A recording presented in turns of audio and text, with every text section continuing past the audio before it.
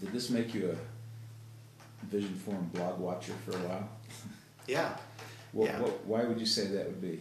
Well, I just wanted to keep track of really how they were treating the Allosaur story, and to see, frankly, how many lies they were going to tell, continue to tell about it,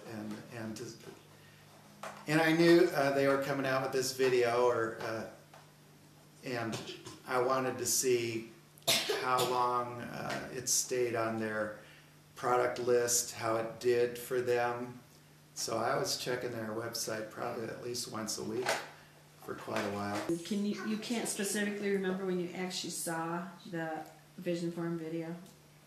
No, I saw it came out, and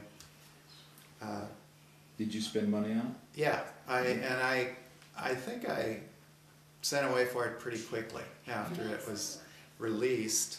It might have been December of that year, or January, something like that, but it was something like Did you have mixed feelings buying something that you already knew was going to be flawed? Yeah, I think Joe Taylor had already seen the video, and he told me it was pretty bad, pretty misleading. So I kind of knew what to expect, and I did have to wrestle with that decision. I didn't really want to. I would have preferred to have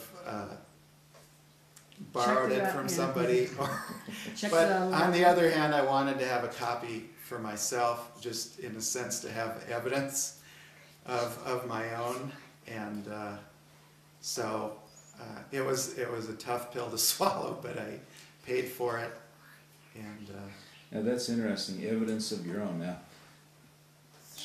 you were volunteer on these trips, correct? Right. You mentioned before. How did all this affect you? Were you hurt by it, or was it just? Did you feel defrauded from your whole experience was maybe cheapened, or? That's a good way to put it. Certainly cheapened, disappointed, deeply disappointed.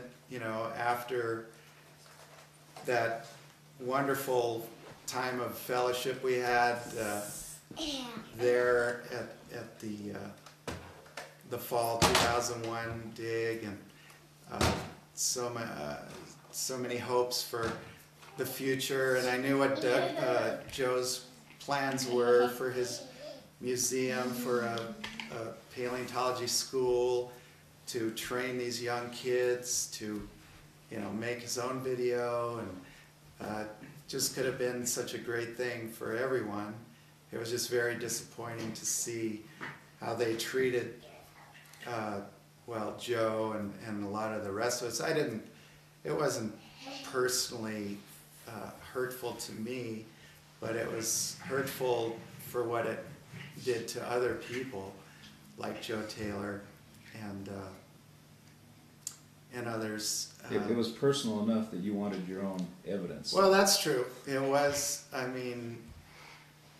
Yes, yeah, that's very true. I love this kind of work. I really had high hopes for what this Allosaur could do for creationist paleontology, and that was very disappointing to me. And I wanted, frankly, I was hoping to work on the bones myself in the skull, and to have a hand in prepping that out and stuff like that. So that was personally very disappointing too. But the truth, what I really care about here is the truth. And the truth was not told in that video, and that was very upsetting.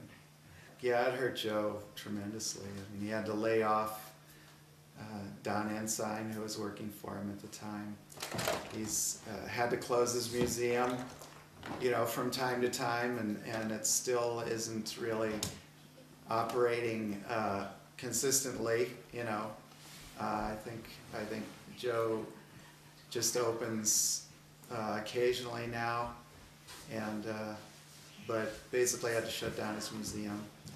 All the training he was going to do obviously didn't happen. The paleontology school didn't happen.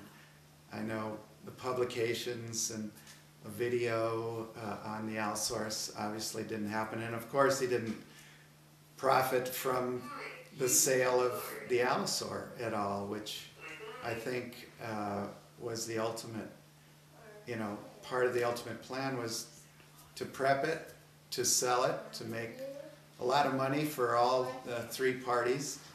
So they to could make, do more to digs. make casts. To make casts. I mean, they could. We're going to make casts as well, which could have benefited Joe financially, and then yes, that would have benefited the work, other digs, and other work that Joe has in his museum to do. He's got a lot of bones there that are not prepped, and that could have helped finance the prepping of those bones, which could have been sold and cast and on and on.